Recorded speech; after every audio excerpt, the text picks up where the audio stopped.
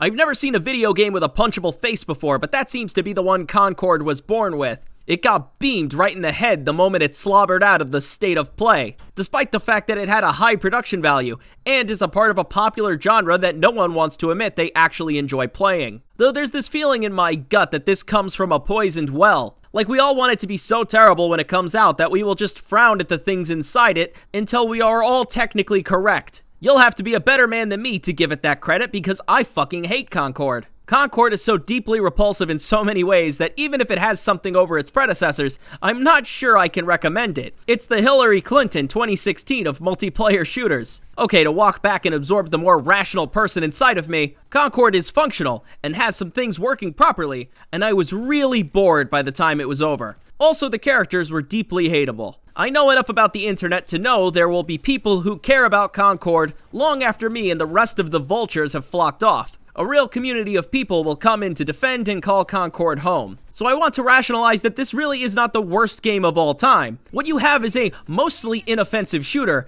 that is in a market out of its time. I think it could be carefully crafted into its own corner of the shooter ecosystem, but it's not going to get into that very easily. And I'm only including the possibility in the first place because I've seen even the most punchable of faces get away with it. In case you are unaware, Concord is a multiplayer shooter produced by Sony, and they're not repeating the Helldivers mistake. They're making you sign into PS Plus right off the bat because there's nothing I want to do more after buying my new game than remembering a password and getting up to find my phone. It stars 2 teams of 5 in relatively open deathmatch formats from Call of Duty, while mixing in the powers and hero characteristics of, Overwatch. You will battle it out in a variety of maps and balance the different strengths of each character to beat the enemy. For example, you have Teo, one of the human diversity hires, who uses a traditional assault rifle and assortment of grenades. You can toss his cluster bombs into chokes for easy damage, but on the flip side, he has a smoke grenade that can be used at a much more tactical level, before getting his head blown off by the several different flanking routes. Concord stars a group of free runners in the galaxy, basically mercenaries for hire on board a ship called the North Star, who is killing the exact same crew on the North Star, though I guess we've quit on explaining that by now. I am led to believe that there is a deep backstory to each planet according to this map. You've got characters like Lennox, who...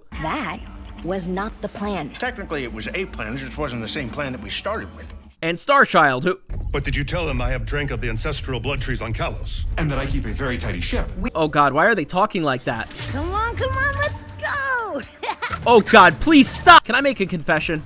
I think there's no safer space. Star-Lord is a character I enjoy, but I find that everyone else's dialogue is very flat and annoying. It can be tolerable since Concord seem to primarily keep the quips out of the matches, but I can't ignore the tone the game sets, as you watch highly detailed character cutscenes that repeat the same writing style that was charming 8 years ago and burnt to a crisp today. As you blast your way through a level, then you see Ramona Flowers if she was flatter and more annoying, and you've got Concord. Speaking of annoying, something lost to time was Concord's advanced access, meaning if you paid an extra $20 you could play the game 3 days earlier. You know, the content creator tax. It's an extraordinarily scummy business practice that I was encouraging, but I tried to make sure I recorded most of my footage during those days so that you don't feel bad for anyone on screen. Whoa, hey! The worst part is that the combat is actually serviceable. People started waving around the words woke like it was a loaded gun, so everything must be the worst of the worst. Thankfully, I'm not afraid to die at this point. Concord is an average shooter. It has no bugs, the characters went pow pow pow, though I don't believe there are enough individual positive elements to make it worth enjoying over every other first-person shooter. It's also pretty newbie unfriendly, which I don't think is going to be doing it any favors. That's why I state that the shooting is boring, not offensive. The combat is slower than you'd expect. There is no regenerating health, and a majority of the weapons are hit scan, meaning that running into a fight is a good way to hear the same annoying death sound over and over. I found my best results when I fought as a team, especially because any solo duel could turn into a 2v1 if the spawns aren't on your side. The major issue is that most of the game modes don't accommodate team fights. The main one is Brawl. The best point of reference I can give would be Kill Confirmed from Call of Duty, where you need to both kill the enemy and pick up their dog tag, meaning that everyone is going to spread out around the map, not to mention that the random nature of respawns makes team fighting pretty much impossible. This would imply that the game doesn't want to be built around grouping up. Then you look at characters like Duchess and Daw, who are designed around supporting their team with various buildables and can only defend themselves with their much weaker machine gun. So if you're playing one of them and don't spawn with a teammate nearby, you've got the life expectancy of a 2016 Overwatch competitor. This might have been why some of the most fun characters to play were ones like Itzy, who is highly mobile and can rapidly navigate around encounters she can't win. But there's currently 16 characters and only so many of them can be played on their own. And the game gives the whole team buffs for having each role fulfilled, meaning you're rewarded for playing characters that barely fit into the game mode you're playing. The other game mode is a capture zone, which causes your team to split up regardless because to score points you must capture 2 of the 3 zones. In Brawl, teaming up was unlikely. Here, it's just straight up not worth it. There is a variant of this where there's one single zone that moves around, which I also found more fun to play, but there was the rivalry game mode, which was good, and that's why we're saving talking about it for later. I gotta edge you with the hate first. Your abilities don't also recharge like you'd expect. Each power in the game has a specific requirement to be gained back, usually something directly related to how that character plays. Teo has to score kills, Kips has to retrieve her traps.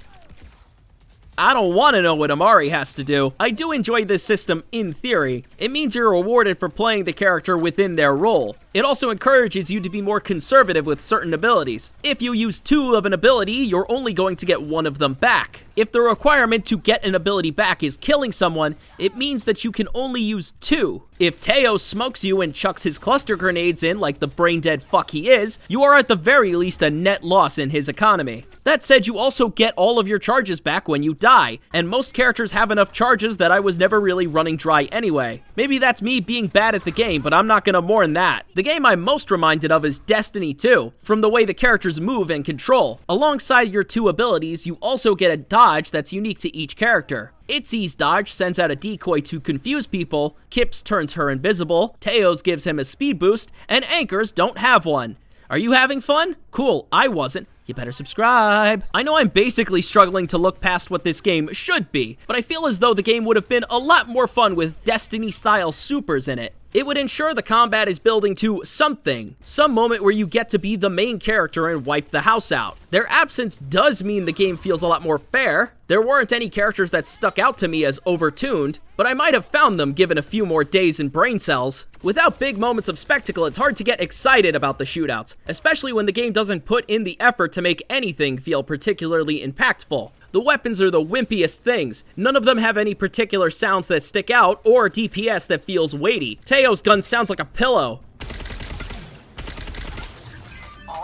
Lark's gun fires out so slowly and unenthusiastically that its hype is only matched by my own. Controller rumble is not a crutch. You have to put in the effort to actually make the gun sing. One of the biggest bullet holes in Concord is that it's super hostile to new players. For some stupid fucking reason, the character descriptions don't tell you how the guns work, which would be okay if they didn't want to design guns like Lark's. Lark's gun fires out a small spore that goes a short distance in front of him. It then locks onto the closest person and shoots out a razor that deals the actual damage. It's literally a gun that shoots other guns. There is no way in hell I would have figured that out in the chaos, and I only got a handle on it once I went to the training room with him. Yeah, the training room is to help you understand the game, but not the major button the character is meant to be pressing. And then you read the names of the classes, and it reminds me of failing French in the 8th grade. You've got anchors, breachers, haunts, rangers, tacticians, wardens. I almost feel insulted by how vague that is. From what I could gather, anchors are shielding characters that give you defenses in a location. Breachers are characters like Devirs, who can set an area on fire in an attempt to flush out anchors. Haunts are highly mobile flankers. Rangers are mid-distance fighters that have some light support abilities. Tacticians are characters with deployables meant to be placed around the map. And Wardens are burst damage heroes meant to hold chokes while trying to hit you the hardest with their single trick. And I know a different word came to your mind for every one of those classes, because the idea that these labels would be used by newer players to figure out what these characters do would have just been ridiculous. Yeah, a guy who's been playing for a year knows that haunts are flankers, but if the guy working his 9 to 5 wants to know the difference between a ranger and a warden, he can go fuck himself apparently. You'll also notice that there are 6 classes but only 5 players on your team, meaning that your team will have some vulnerability no matter what you do. This is why each class gives a bonus that is only applied once, to incentivize people to spread out among these roles and build a balanced team. The character designs of Concord have also been a sticking point, and I want you to know the words Sweet Baby Ink don't have any effect on me.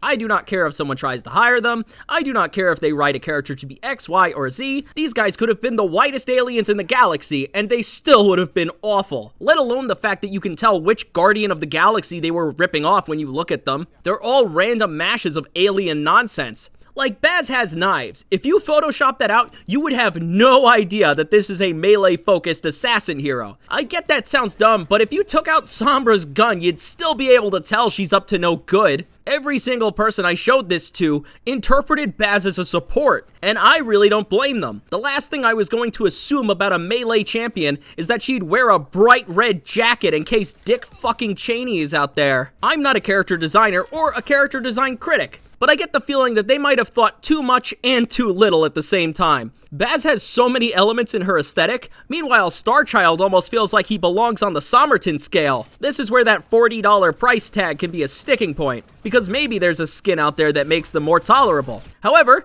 there isn't exactly a lot of content here to warrant that price tag, and fuck, you might have spent your money on the content creator tax. So I guess I will be missing the day Teo gets his beachwear.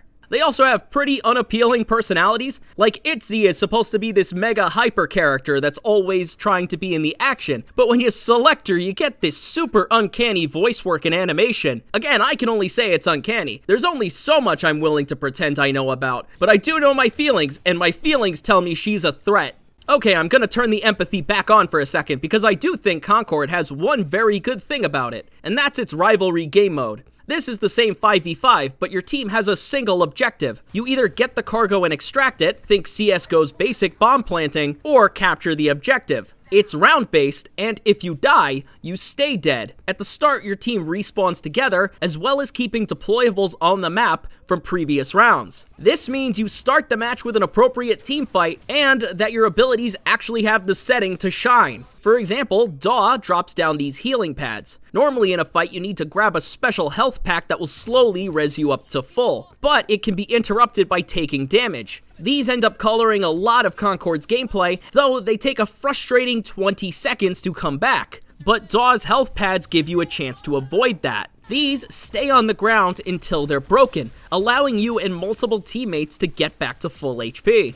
He also can drop a giant dome shield to give a break in the action while the team uses the health pads. He's a good character, but you will have to get past his winning smile. I bring this up because in a regular match, Daw's health pads get ignored in the massive mess. In Rivalry, characters are going to fight over cargo or the objective, so you have spots you can reliably place these healing pads, and they will stay during the next round, so you don't have to constantly pick him. Rivalry also prevents you from picking the character again if you win a round as them. That said, your team can still pick them, so it doesn't really work against the meta as it does you having a main. For what it is though, I like Rivalry. It still isn't enough. The game still needs a better way to grab people over the several other options they have, but the characters fit in here almost 15 times better. I'm shocked this isn't the base game mode. I guess the devs want this to be cordoned off as the competitive mode, but I found it to be the playable game mode. I know I keep throwing around the word team play, but I really do believe this is the best way to play Concord. The Call of Duty mode is miserable. Shit, I was so fed up playing the tanks in Brawl that I just got up to get my DoorDash mid-match.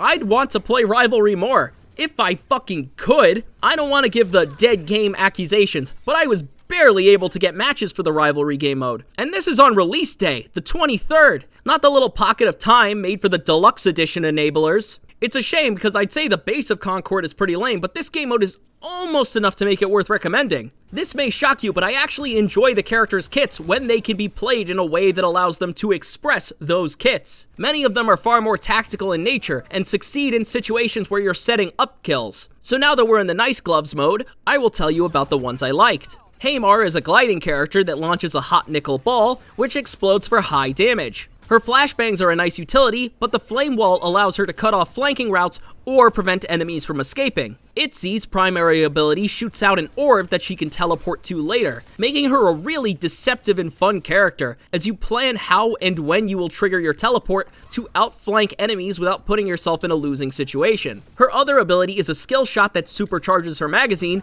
allowing you to potentially get the upper hand on unsuspecting enemies. Davir's gets to set up giant flammable oil that they can later ignite, both denying areas and setting up fun frags for your teammates. These three were by far my favorite, and if they were able to fine-tune the rest of the cast to feel as fluid as them, I would have been a lot happier with Concord rather than the slanted eyes, sarcastic pose basic.png I am now. Even then, it's like a slightly depressed sarcastic pose.png. I get I sound angry beyond belief, but you came for that. It's a 6 out of 10 in a world where the ground has been treaded a ton. Despite the awkward game state, the hero kits by themselves are actually quite unique. In comparison to its competition though, it becomes like a 3 out of 10. I assume the main issue with the sales is that the heroes are unlikable. Other hero shooters try to get you to love the characters, so that you get excited for the beach skins. Because believe it or not, people do enjoy good-looking champions. Here they're just uncanny. If the game were to turn itself around, I just hope that these small player numbers are actually a boon. That no one has seen the terrible press it's getting and that they're just going to discover it naturally. In truth, I think Concord was always doomed to some of the cynicism it got. Starting development 8 years ago, suspiciously near the start of Overwatch 1, as if the decapitated head of Battleborn didn't startle them at all. If I were to be slightly conspiratorial, I believe part of the backlash is people who want Sony to stop making multiplayer shooters, funnel their money into high-budget narrative games instead. I can't speak for all of the dislikes, but that'd be my favorite resolution. I have enough multiplayer games that want a chunk of my life, thanks. You gotta convince me with a new spin on it, or add some marble slop. This is not a genre you can just walk into anymore. You have to actually fight and win the attention. And my friend, that is one punchable face. Hey, thanks for watching. That was a task and a half. Also, if you theoretically like Concord, I am so happy for you, dude. I ain't been able to feel anything in so long. I also don't hate the intentions of the people who made this game. I actually think their intentions are very sweet, even if they're missing the mark a little. Also, before we head out, I'd like to thank the people on Patreon who made this video possible. I would especially like to thank Pyrozine, Anthony R. Chambers, Sparkbolt120, Ethan A., Mario Fan 997, Mini McNugget, Sturmfetter, and Sierra. Thank you so much for watching, and hopefully I see you guys again sometime soon. Also, like and subscribe if you're this close. All right, I went through so much work. This was so difficult. All right, I'm telling you, please.